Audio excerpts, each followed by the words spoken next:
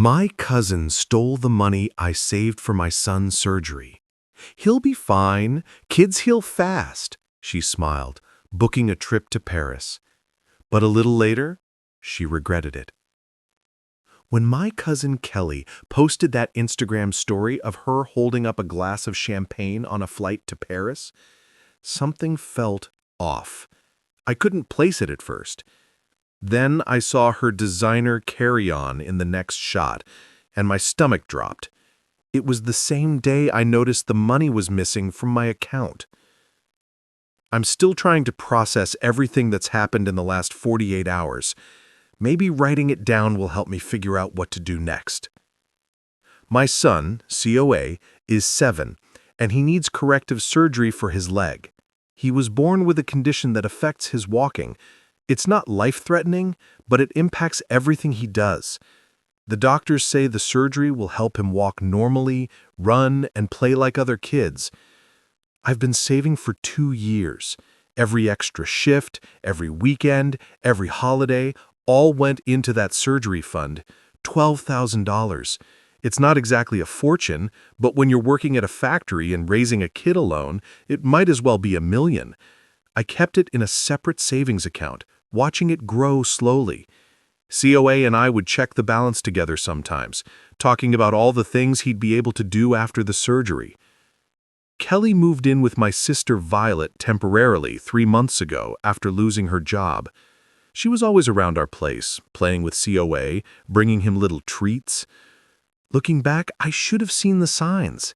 She kept asking about the surgery date, about the payment plans, about which account I was keeping the money in. I thought she was just being supportive. Last Thursday, I logged into my account during lunch break to move some money around. The surgery fund was empty, just gone. I called the bank immediately. They confirmed several transfers made to a different account over the past week. Small amounts, probably hoping I wouldn't notice right away. I felt sick. I tried calling Kelly. No answer. Texted? Nothing. Then the Instagram stories started popping up. First the airport, then the champagne, then the Eiffel Tower. Each post was like a punch to the gut.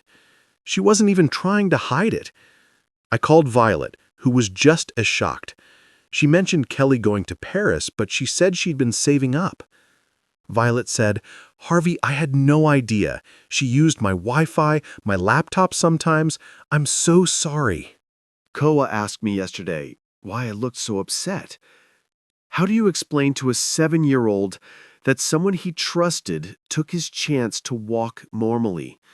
He showed me the keychain of the Eiffel Tower that Kelly had given him last week. "Look, it's just like where Cousin Kelly is now." The same keychain she probably bought with his surgery money. I finally got through to Kelly this morning on WhatsApp. Her profile picture shows her at some cafe, croissant in hand. When I confronted her about the money, her response made my blood boil. "Oh, come on, Harvey, you're being dramatic. It's not like it's emergency surgery. He'll be fine. Kids heal fast. Besides, I really needed this trip.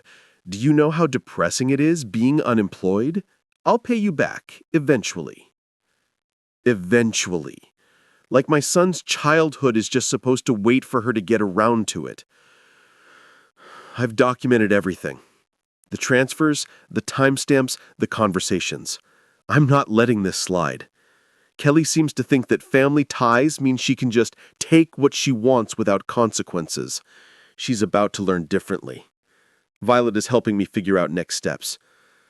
The bank is investigating the transfers, but they said it might be complicated since Kelly had access to my Wi-Fi and devices while at my house. She knew exactly what she was doing, making it look like the transfers came from my IP address. The surgery was scheduled for next month. Now I have to call tomorrow and cancel it. The thought of telling Koa makes me sick. He's been marking off days on his calendar, talking about playing soccer with his friends after he recovers. I'm not looking for advice about whether to press charges or go to the police. That decision's already made. I'm going tomorrow morning.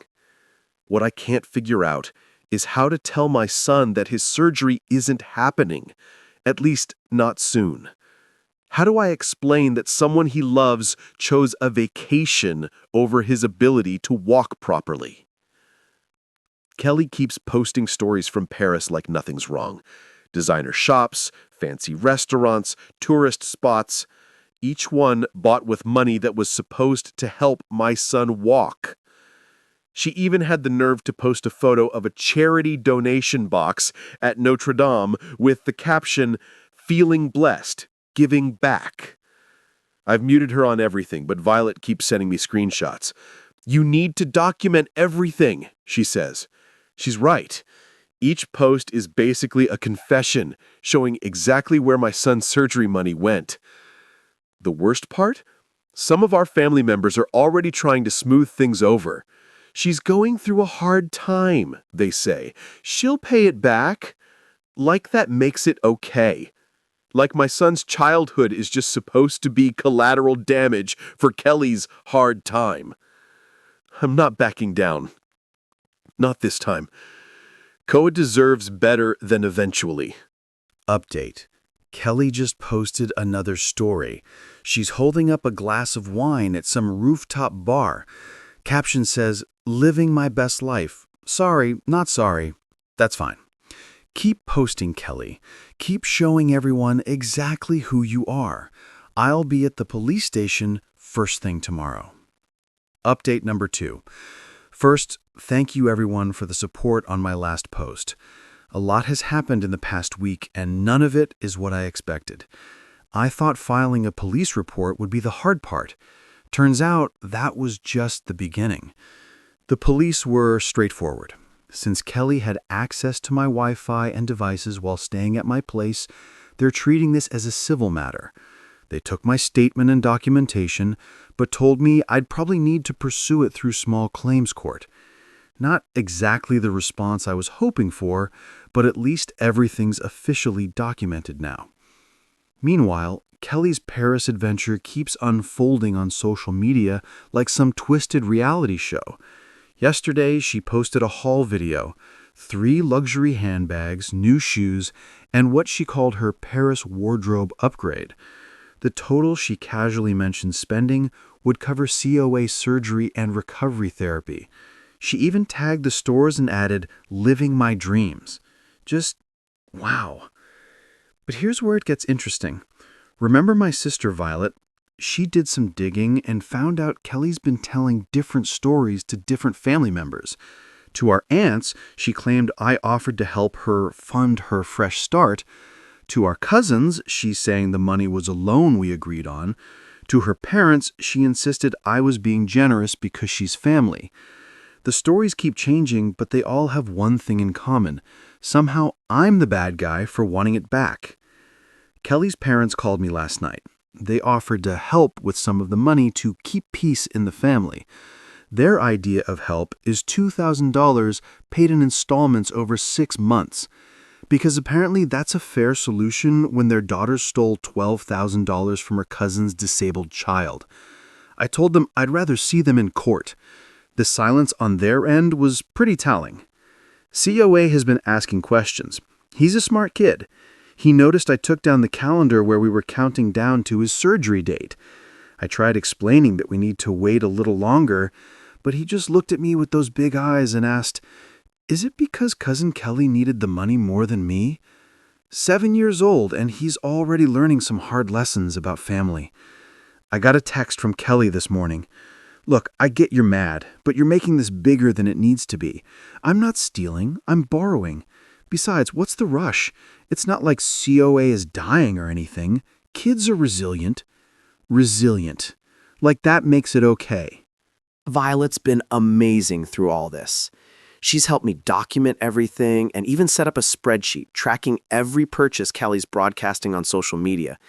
Evidence, she calls it. She's right. Kelly's basically building our case for us with every post and story.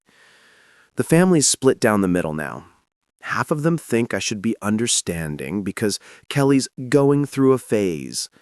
The other half are horrified but don't want to get involved. Only Violet's openly standing with me. She told our aunt, A phase is getting a bad haircut or dating a drummer, not stealing a child's surgery money. I had to make some tough calls today. First, I canceled COA's surgery reservation. The hospital put us back on the waiting list, but we lost our original spot. Then, I called my bank again. They're still investigating, but at least they flagged the unauthorized transfers. Small victories, I guess. Kelly finally answered one of my calls today. Want to know her brilliant solution? She suggested I just start a GoFundMe or something because she's not in a position to pay right now. When I reminded her about the designer shopping spree she just posted, she actually said, "That's different. I needed those things for my image.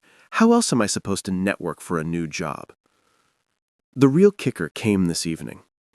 Kelly posted a long Instagram story about toxic family members and learning to put yourself first. She even threw in some quotes about negative energy and letting go of people who don't support your growth. The irony would be funny if it wasn't so infuriating. I'm meeting with a lawyer next week. Violet found someone who does free initial consultations. The family's already calling me dramatic for bringing lawyers into family business. But you know what? I watched COA try to keep up with his friends at the park today, limping but determined. That's all the motivation I need. Here's the latest development. Kelly's back from Paris. Instead of laying low, she's hosting a Parisian-themed dinner party to share her travel experiences. She actually had the nerve to invite me and COA. The invitation text read, "Let's put all this drama behind us. COA would love to see the presents I got him." Presents. Like some tourist trinkets could make up for stealing his surgery money. I've got the lawyer meeting on Tuesday. Kelly doesn't know yet, but she's about to learn that actions have consequences, family or not. She thinks I'm overreacting? Fine. Let's see how she reacts when she gets served with court papers at her little Paris-themed party. Update number 3. Sometimes karma needs a little push. After my last update, things got worse before they got better, but I finally found a way to make Kelly face reality. I didn't go to her Parisian dinner party, but Violet did. She recorded everything on her phone, not secretly, just openly Instagram storying like everyone else there. Kelly was in full performance mode, showing off her Paris photos on her iPad, bragging about every purchase. Then she got to a video that made my blood boil. She was at some cafe, holding up her glass to the camera. "Shout out to my cousin Harvey's savings account for making this trip possible. Sorry, not sorry." Her friends were laughing in the background. She actually recorded herself admitting to stealing the money, thinking it was funny. Violet sent me the video immediately. Kelly noticed and started screaming at her to delete it. "It was a joke. You're ruining the party." The whole thing devolved into chaos, with Kelly's parents trying to calm everyone down, while Kelly kept yelling about family betrayal. Here's where it gets interesting. Remember how Kelly's been job hunting? Turns out she actually landed a position at a local company, starting next week. Well, not anymore. Violet found the job posting online. It was for a financial coordinator position, handling company money. The job description specifically mentioned high ethical standards and handling confidential financial information. I sent the hiring manager a simple email with links to Kelly's public social media posts about her Paris trip. Just the facts. Here's your future financial coordinator bragging about stealing $12,000 from a child's surgery fund. No emotional appeal, no drama. Just her own words and actions. Kelly lost the job offer within hours. She showed up at my house that night, pounding on the door. "How dare you? You ruined my career. I was going to pay you back with that job." COA was terrified by the screaming. I had to call the police to get her to leave. They recognized her from my previous report about the theft. Her parents finally saw the video from the party. Their tone changed completely. Instead of defending her, they're now demanding she sell her designer bags and Paris wardrobe to start paying back the money. Kelly's response? She locked herself in her old room at their house and started posting Instagram stories about being attacked by toxic family members and how no one understands mental health struggles. The real breakthrough came during a family dinner at our grandparents' house. Kelly tried to play victim again, but this time was different. Our grandfather, who never takes sides in family drama, spoke up. He'd been watching her social media posts all along, seeing her spend money that was meant for his great-grandson's surgery. "You bought 3 designer bags while COA can barely walk properly?" he said. The whole room went silent. "Shame on you." Kelly started crying, but not her usual dramatic tears. For the first time, she looked genuinely shocked. Nobody was buying her excuses anymore. Her own parents backed me up when I mentioned the civil court case. Then she tried one last manipulation. "But I'm family! How could you do this to family?" My response was simple. COA is family too. You chose bags over his ability to walk. The fallout was immediate. Kelly's mom went through her recent purchases and started listing them on resale sites. Her dad called my lawyer to work out a repayment plan. Kelly's still resistant, but now she's isolated. No more family enablers, no more excuses. The designer bags are being sold. The Paris wardrobe is going too. Kelly's parents are making her move back home and taking control of her finances until everything's paid back. They found out she has other debt too. Apparently, the Paris trip wasn't the only impulsive spending she'd been hiding. Violet's been helping list things online. Every time Kelly sees another item sold, she starts a new drama. Yesterday, she tried claiming some items were gifts that we had no right to sell. Her mom shut that down fast. Gifts bought with stolen money aren't gifts. The money is starting to come back, slowly. Not enough for COA surgery yet, but it's progress. Kelly's dad set up a direct deposit from their account to mine for monthly payments until it's all repaid. Kelly tried to cancel it, but they're not giving her access to any accounts anymore. The family dynamic has shifted completely. Kelly's not getting invited to gatherings, her cousins unfollowed her on social media, even her closest friends are distancing themselves after seeing how she's handled all this. Last night, Kelly posted a news story. Sometimes hitting rock bottom makes you realize who you really are. Attached was a screenshot of her deleted Paris posts. Maybe reality's finally sinking in. Or maybe not. Just got a text from her. "Hope you're happy. My life is ruined, and it's all your fault." No, Kelly, you did this to yourself, and now everyone knows it. The court date is still set for next month, but her parents are pushing her to settle before then. Either way, COA is getting his surgery money back. It's just a matter of time. Final update. I didn't expect to be writing another update, but after yesterday's events, I need to share what happened. Karma finally caught up with Kelly in the most unexpected way. It started with COA's rescheduled surgery consultation. Kelly's parents have been making the monthly repayments as promised, and we've finally had enough for the down payment. As I was sitting in the waiting room filling out paperwork, my phone started blowing up with messages. Kelly had shown up at her parents' house in hysterics. She'd just been rejected from another job. Apparently, her social media history keeps coming back to haunt her. Every time someone Googles her name, they find her Paris posts bragging about using borrowed money. The internet never forgets. Instead of taking responsibility, she stormed into their house demanding they fix it. Her mom refused. That's when Kelly lost it. She started grabbing her mom's designer bags, screaming that if they were going to sell her things, she'd sell theirs too. Her dad recorded the whole meltdown on his phone, not to shame her, but because he's learned to document everything now. In the video, you can hear Kelly screaming, "You chose Harvey over me, your own daughter. I hope you're happy with your new favorite child." Her mom's response was perfect. "No, we chose what's right over what's wrong. We failed you by never teaching you the difference." That's when Kelly started throwing things. She grabbed her mom's phone and tried deleting the video, but it was already backed up to the cloud. In her rage, she picked up a vase, a family heirloom from our great-grandmother, and smashed it against the wall. The neighbors called the police after hearing the commotion. When officers arrived, Kelly tried telling them her parents were abusing her by selling her belongings.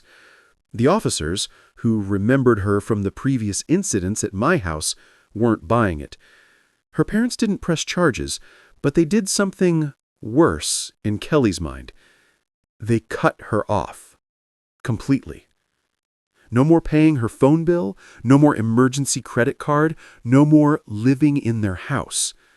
They told her she needed professional help, and they'd support that, but nothing else until she takes responsibility. Kelly's response? She went nuclear on social media, started posting exposed stories about everyone in the family. Most were obviously fake. She claimed Violet had stolen from stores, never happened, that I was misusing COA's surgery money for gambling, completely false, that her parents had abused her growing up. They spoiled her, if anything. Nobody believed her. Her followers had watched her Paris shopping spree, seen her brag about using borrowed money, and witnessed her steady meltdown over the past months. The comments were brutal. Wasn't this the girl who stole her disabled cousin's surgery money? Still playing victim after stealing from a child? She tried deleting the comments, but they kept coming. Finally, she posted a tearful video claiming she was being cyberbullied and needed to take a break for her mental health. 10 minutes later, she was posting on her backup account asking if anyone had a spare room she could crash in. Nobody offered. Here's the real karma, though. Remember that financial coordinator position she lost? The company posted the job again. Guess who got it? Violet. She started last week. When Kelly found out, she showed up at the office, causing such a scene that security had to escort her out. Now she has a trespassing warning, too. The family gathered for dinner last night without Kelly. Her parents brought the final check to cover the remaining surgery money. As we were sitting there, Kelly started spam calling everyone, switching between threats and tearful apologies. Nobody picked up. Her last message to me read, "I hope you're happy. You've turned everyone against me. I'll never forgive you for this." I didn't respond. I was too busy helping COA pack his overnight bag for the hospital. His surgery is scheduled for tomorrow morning. Kelly's mom pulled me aside before leaving. She was crying, but not from sadness. "Thank you," she said, "for having the courage to stand up to her. We should have done it years ago." This morning, something unexpected happened. A package arrived at my door. Inside was an envelope with $2,000 in cash and a handwritten note. "Dear Harvey and COA, this is all the money I have left. I sold my laptop and some other things. I'm sorry it's not more. I'm sorry for everything. I know sorry isn't enough, but it's all I have right now. Kelly." I added the money to COA's recovery fund. He'll need physical therapy after the surgery, and every bit helps. As for Kelly, last I heard she's staying at a youth hostel, applying for jobs under a different name, and finally starting therapy. Her parents are sticking to their boundaries.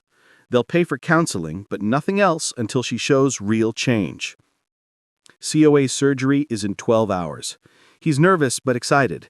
This morning, he said something that put everything in perspective. "Dad, when I can run, I'm going to run so fast that all the bad stuff can't catch us." Run fast, kid. You've earned it. This will be my last update. Thank you all for the support throughout this journey. Sometimes standing up to family is the hardest thing to do, but it's also the most necessary.